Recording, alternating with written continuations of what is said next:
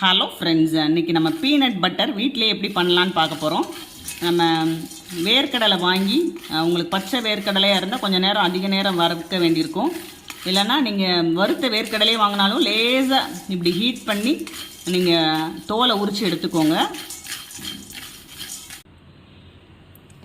இப்போ நம்ம தோலை நல்லா நீக்கிட்டு லேசாக பரன்னு நம்ம விப்பர் பட்டனில் மிக்சியில் அரைச்சிக்கலாம். இப்போ நல்லா எடுத்து விட்டு மறுபடியும் நம்ம இந்த மாதிரி விப்பர் பட்டனில் ஒரு 2-3 தடவை அரைச்சிக்கலாம்.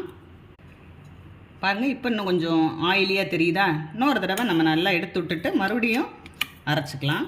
நம்ம நாட்டு சக்கரை கூட சேர்த்துக்கலாம்.